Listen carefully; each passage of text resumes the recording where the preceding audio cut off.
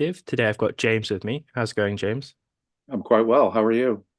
I'm a bit under the weather, which is why my camera's going to be off, but people get to see my lovely Facebook avatar.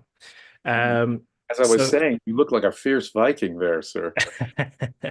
I try my best. Who knows? Maybe there are some Danes in my ancestry. We'll have to see. But today we're talking a bit about UNRWA again, and and something tangential to UNRWA. And this is basically the announcement that the Israeli government is actively looking for things to step in to fill the void of UNRWA's role in effect. And one of the organizations that is being considered is the World Food Programme. So James, why don't you tell us a little bit about this story?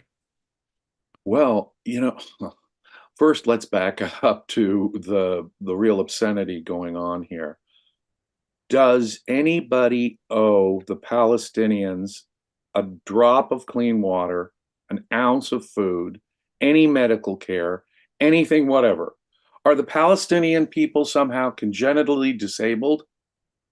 Are they unable to do this for themselves? If little Hong Kong could become one of the wealthiest places on earth, having more real estate than Hong Kong, there's no reason why the Gazan residents can't at least feed themselves.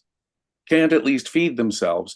They are perfectly capable of taking care of themselves. Of course, it's their values that disable them. It has nothing to do with race. It has nothing to do with natural resources. Just as Europe's wealth compared to, say, Africa's or Asia's has absolutely nothing to do with race or natural resources, obviously. It's a question of your values and your system of government. And if the Palestinian people in Gaza are hungry and need support, they have an obligation to support themselves. Their need is no moral claim on anybody else. Nobody has any moral duty to help the Palestinians. Full stop. So the obscenity here starts with the idea that somehow the world, because Palestinians in Gaza are hungry, the world has to find some way of providing humanitarian aid and relief. No, they do not. The Palestinians are perfectly capable of feeding themselves. If they wanted to feed themselves, they could. No, instead, what we're doing is enabling their terrorism. We're enabling from the minute Hamas was elected, they started, I mean, literally within days, within weeks, they were lobbing rockets at Israel. So, as I've said before, and I'll say again, rather than make Gaza a decent place for people to live in some kind of peace, some kind of prosperity, all they exist to do, it's in their charter. It's in their charter to destroy Israel. That's immediately what their value was. So they put all of their resources and attention into the destruction of Israel and the killing of Jews. We saw it on October 7th. That's the practical manifestation of that value.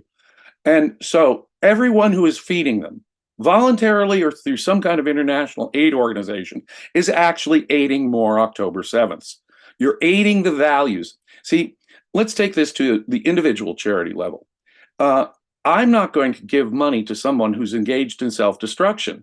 If someone is a congenital drug addict, my simply giving them cash is not really helping them at all. They neither deserve it nor will it help them. It makes no sense just to give indiscriminately based on need. The person has to be worthy of it. It has to be something other than a waste. And in this case, it's not just a waste because these perfectly capable people aren't lifting a finger to feed themselves. Not only are we sanctioning that, but we're sanctioning everything that they actually are doing, which is violence, which is violence. In effect, by finding any other aid agency, foreign aid is an obscenity in itself. Foreign aid is by itself an immoral sanctioning, and it doesn't help, as I say, poverty at all. It only encourages and subsidizes poverty. So long as you provide the aid, we have to look at each of us as individuals, and each of us each nation as a nation faces and confronts the problem of survival. And we have to do that on our own. And it's our obligation and no one else's duty to support us. The premise walking in here is rank altruism and a kind of forced collectivist rank altruism that says that the rest of the world has some kind of moral obligation to feed them at all. But in this context, it is particularly obscene because by feeding them, we are actually enabling their genocidal intentions, sanctioning those intentions, and materially supporting any future acts of terrorism that they might do.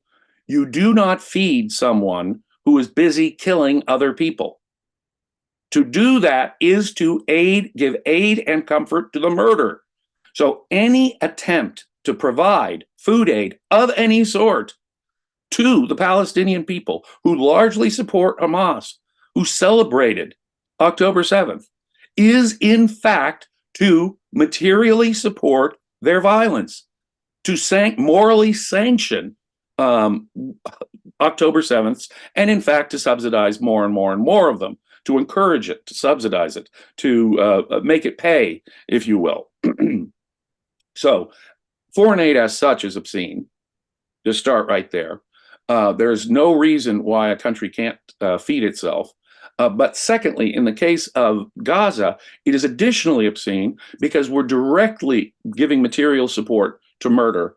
And we're directly giving material support to people, to the very crimes that we've been complaining about here at ARCUK.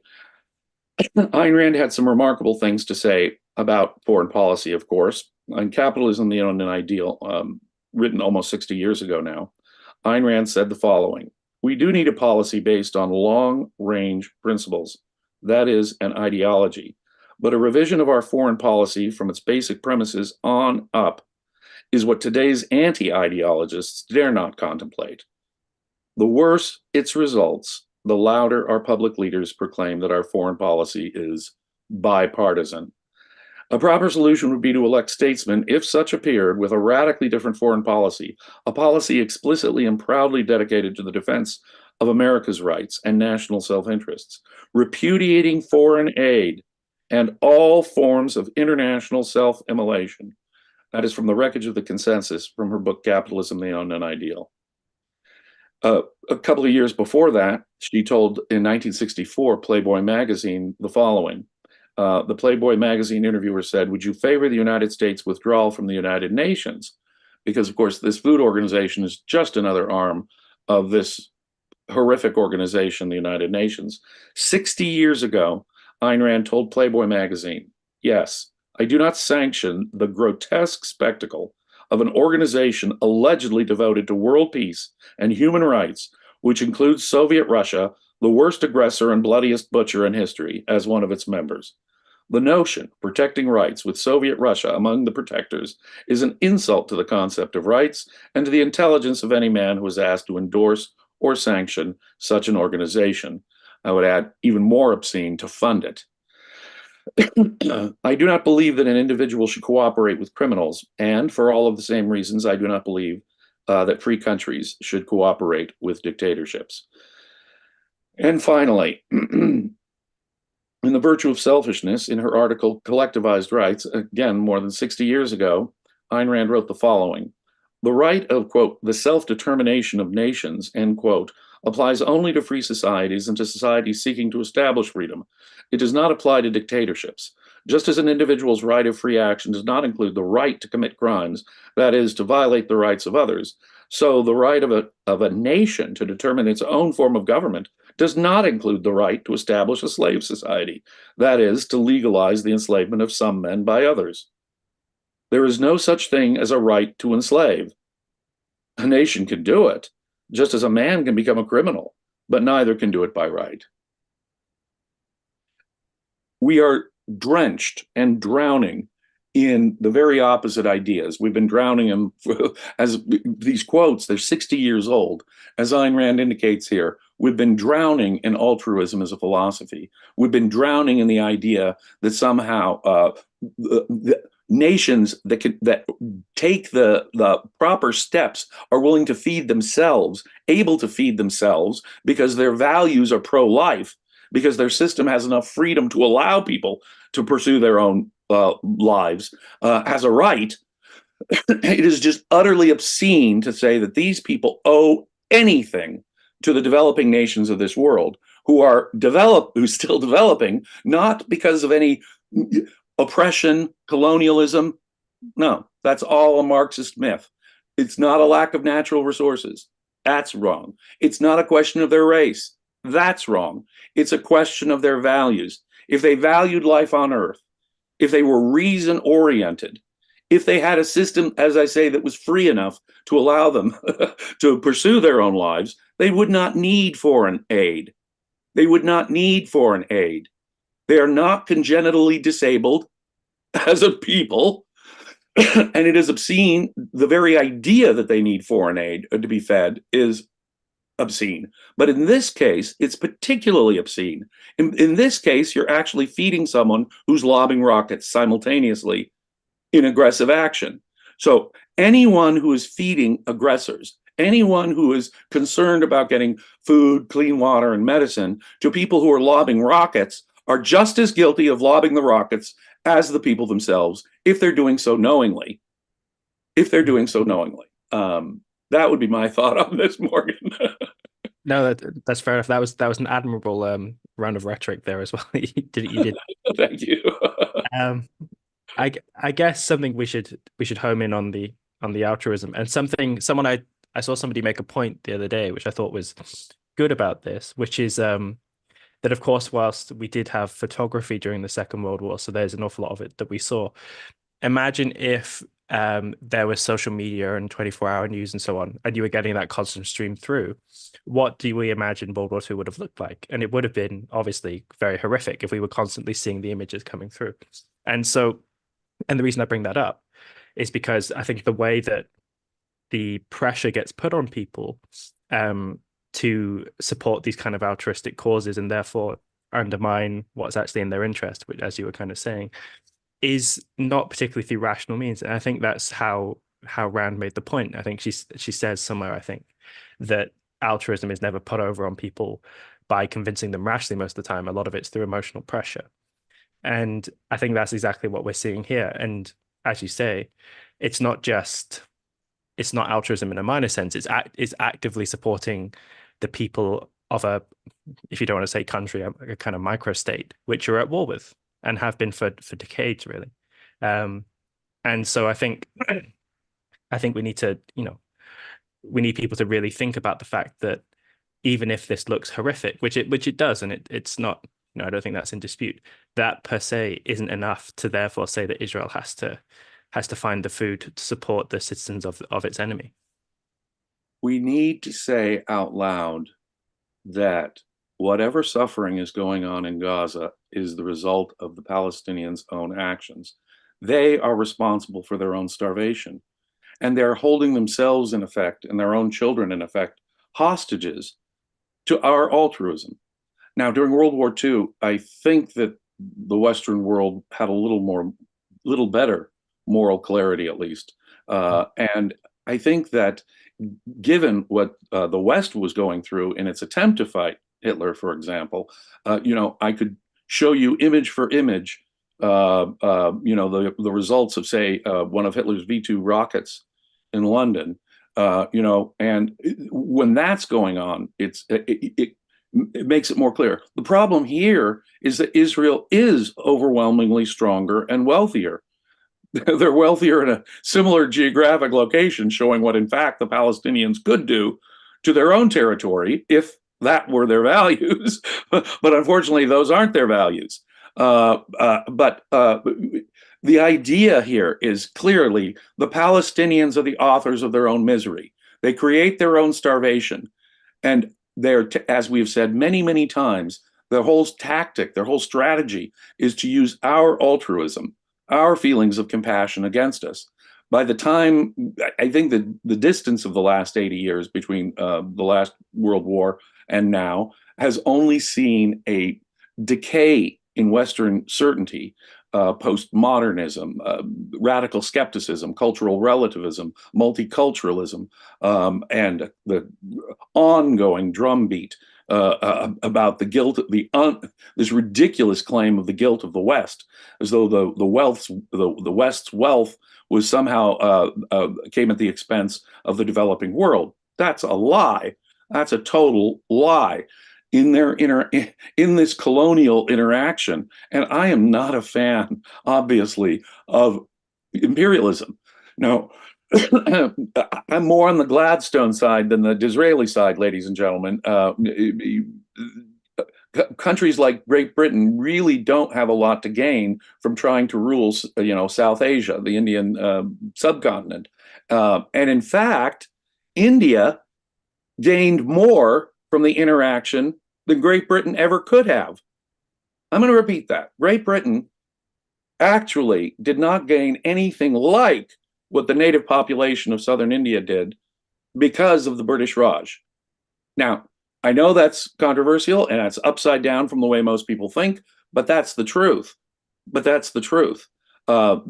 Asia, South America, Africa could be the richest places on earth right now. Could be the richest places on earth right now because of their natural resources. But it's their system of government that doesn't allow individuals to be free to pursue that.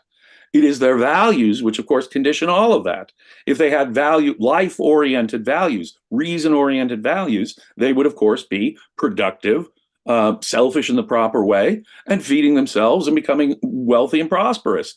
They are the authors of their own misery. In the case of the Palestinians, it's quite intentional. It's not because they're confused about political philosophy or economics, I suppose an excuse you could give to some. It's because of their intentional policy of holding a gun to their own head, holding a gun to their own baby's head, if necessary, and saying to us in the West, we'll shoot our own baby if you don't feed us, which is in effect what's going on. Now, much worse than that Palestinian demand is, of course, the response by countries like Israel and the United States and Great Britain.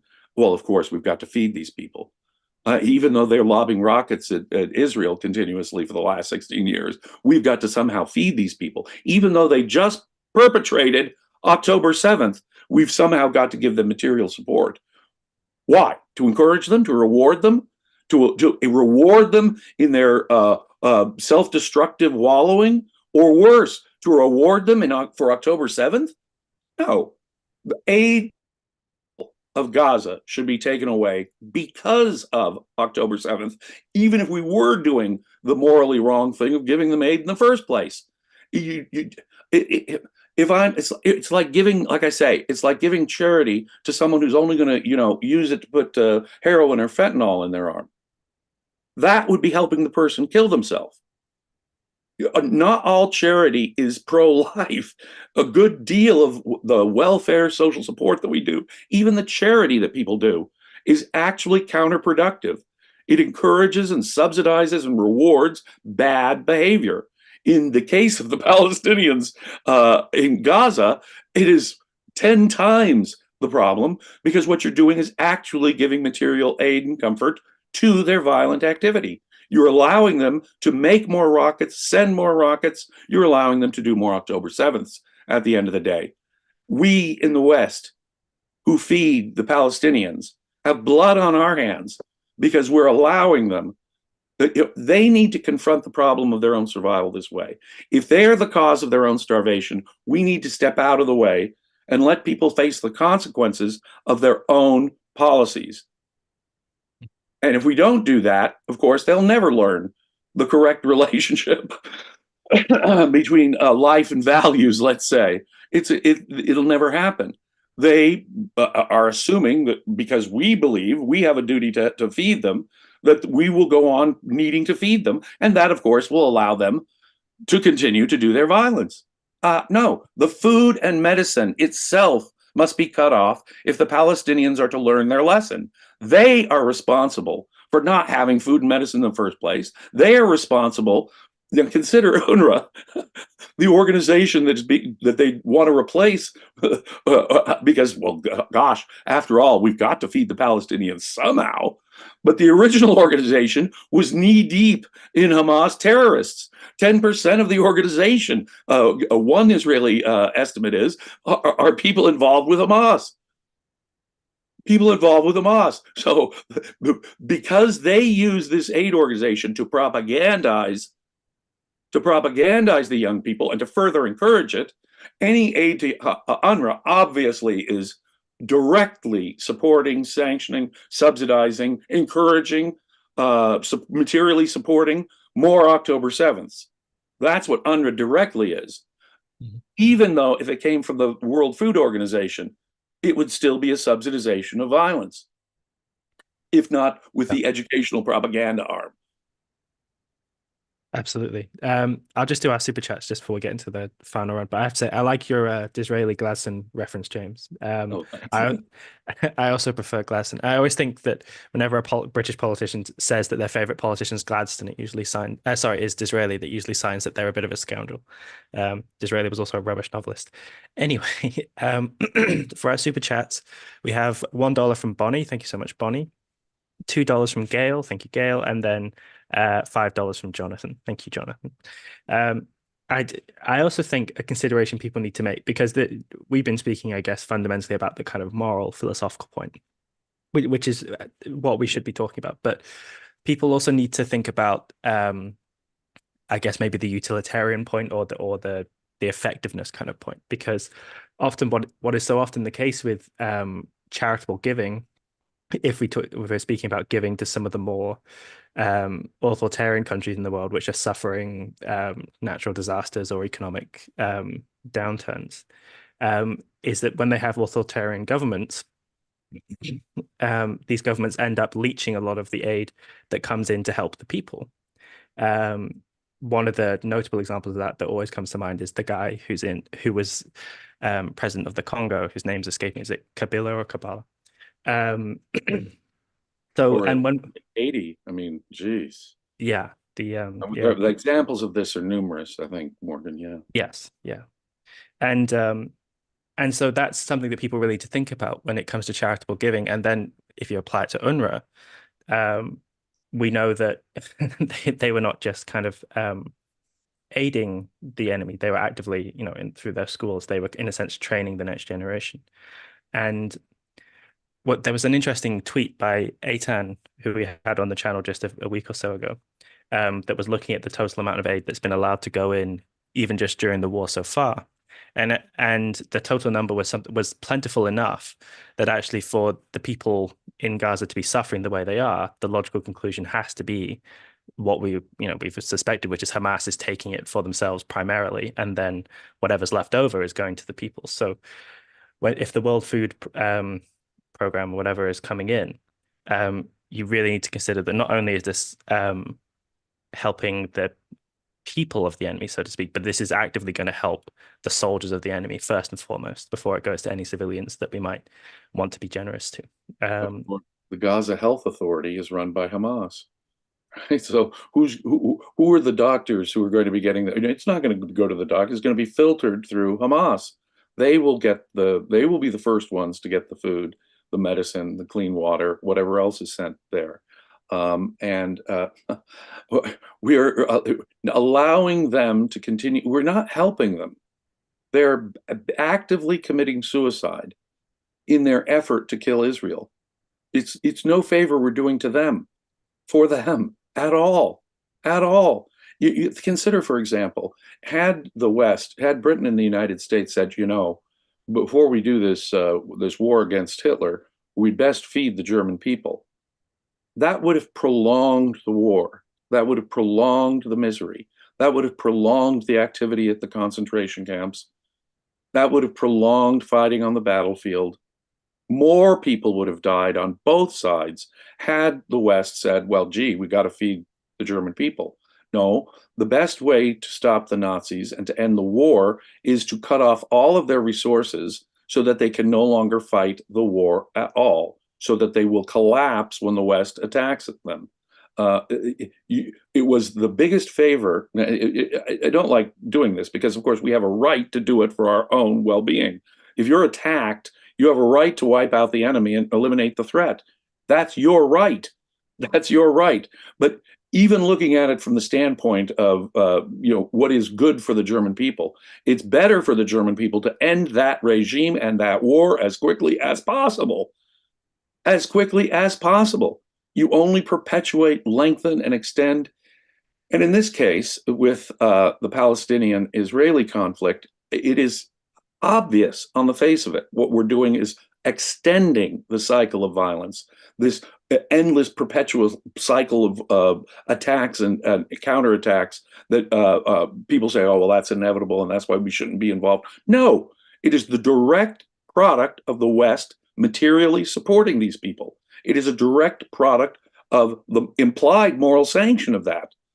No, we do the Palestinians no favor by sending them food aid right now. Quite the opposite. We keep Hamas in power. Absolutely. And so, James, I guess I always kind of want to end the episode thinking about what can people do. How do we go about convincing our politicians to not be, because, for example, with UNRWA, its budget was something about $1 billion a year, a third of which was given just by the United States. And that's $1 billion every year that's going towards helping the other side, right? So how do we, because we're speaking to a point which is, we're fighting an uphill battle, so to speak. People are emotionally going to be very invested in the idea of giving aid to the other side, and they won't recognize the kind of case we're making. So how do we go about either convincing people or politicians of this kind of point? It does require conceptual thought. It does require considering long term. It does require thinking in principle, as Ms. Rand says. And so pictures, we have to be able to, when there are pictures of suffering Palestinian children, we have to be able to respond by saying, as I just said, for one thing, you're not helping those Palestinians. And for another thing, we have no duty. So unless altruism is itself questioned, we are SOL, Morgan. The question here is philosophical.